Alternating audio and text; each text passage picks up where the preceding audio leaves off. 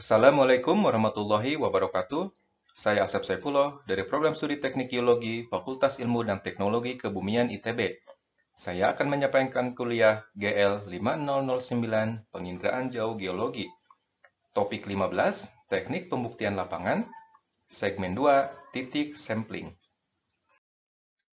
Pada segmen ini akan dijelaskan mengenai teknik penentuan titik ukur atau observasi sebagai pembuktian analisis citra satelit. Strategi yang digunakan dalam penentuan titik ukur atau observasi perlu didasarkan pada beberapa kondisi. Di antaranya, pertama, foto udara dengan resolusi sangat tinggi bisa dijadikan sebagai referensi apabila data pengukuran atau observasi lapangan tidak tersedia. Kondisi yang perlu diperhatikan pada saat menggunakan foto udara sebagai referensi adalah pemilihan waktu akuisisi foto udara diusahakan sama atau dekat dengan waktu akuisisi citra. Hal ini untuk meminimalisir kesalahan akibat perubahan tutupan lahan yang sangat cepat. Kedua, pemilihan waktu dalam proses pengukuran lapangan terhadap waktu akuisisi citra juga merupakan faktor yang perlu diperhatikan. Kondisi ideal, meskipun sulit dilakukan, diperoleh apabila pengambilan sampel lapangan bertepatan dengan waktu akuisisi citra. Kondisi ketiga, konfigurasi atau penyebaran titik ukur perlu juga diperhatikan dan disesuaikan dengan kebutuhan analisis citra. Keempat, jumlah titik observasi, ukuran atau jarak antar titik observasi merupakan parameter lain yang perlu diperhatikan karena akan menentukan kebergunaan dari observasi lapangan yang dilakukan. Ada beberapa metode yang bisa digunakan dalam menentukan konfigurasi titik ukur atau pengambilan sampling, yaitu pertama, metode acak sederhana. Metode ini efektif untuk memastikan semua bagian area memiliki peluang yang sama untuk diukur atau disampling. Kedua, metode acak bertingkat. Metode ini digunakan untuk mempertahankan keacakan atau randomness dari sampling yang diperlukan. Metode ini mengatasi peluang untuk didistribusi poin yang tidak merata di antara kategori peta yang mungkin terjadi dalam metode acak sederhana.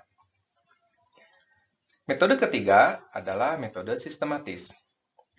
Pada metode ini, posisi titik observasi atau sampling berada pada interval yang sama sehingga posisinya menjadi teratur.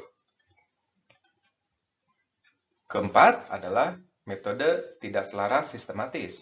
Metode ini menggunakan sistem grid atau kisi, tetapi memposisikan setiap titik secara acak di dalam setiap gridnya. Yang kelima adalah metode cluster. Metode ini yang menggunakan titik nodal digunakan sebagai pusat untuk kelompok titik sampel yang menyebar dari pusat. Metode ini sangat efektif untuk akses yang sulit dengan waktu observasi lapangan yang sedikit. Keenam adalah metode sampling tertuju. Metode ini dimaksudkan untuk mendapatkan informasi tertentu yang spesifik pada area yang dianalisis.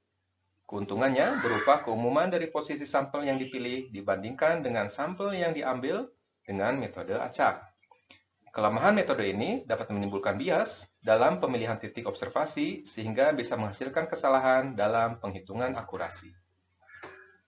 Berikut ditunjukkan ilustrasi penentuan titik observasi atau sampling. Pada metode acak sederhana, titik observasi dilakukan secara acak dan menyeluruh untuk semua bagian. Meskipun demikian, pembagian berdasarkan grid dapat dilakukan untuk memastikan semua bagian memiliki peluang yang sama. Dalam metode ini, setiap titik acak menjadi titik observasi atau pusat area sampling. Pada metode acak bertingkat, sejumlah titik sampling cukup spesifik untuk setiap kategori atau kelas dalam peta yang disesuaikan dengan luas area kategori tersebut, atau berdasarkan nilai signifikan dari kategori tertentu terkait dengan tujuan pemetaan. Untuk metode sistematis, penyebaran titik sampling tidak memenuhi asumsi keacakan sampel ketika menggunakan statistik inferensial.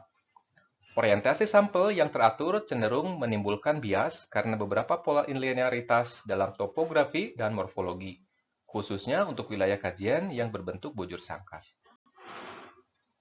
Pada metode tidak selaras sistematis menggunakan sistem grid, tetapi memposisikan setiap titik secara acak di dalam setiap gridnya.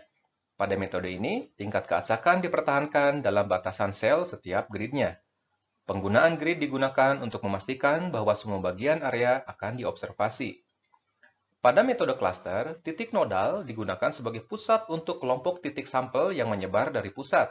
Jumlah titik nodal dapat dipilih secara acak, bertingkat, atau ketat ke lokasi yang memiliki akses. Titik sampel yang menyebar harus cukup jauh dari nodalnya untuk mengatasi masalah autokorelasi pada saat menghitung akurasi hasil analisis atau klasifikasi. Pada metode sampling tertuju, ditujukan untuk memastikan keberadaan batas kategori atau bidang kontak litologi yang terdeteksi dalam analisis citra. Metode ini didasarkan pada analisis citra yang dihasilkan untuk menentukan titik pengambilan sampel. Demikian penginderaan jauh geologi topik 15 segmen 2. Kita akan bertemu di video untuk segmen selanjutnya. Terima kasih.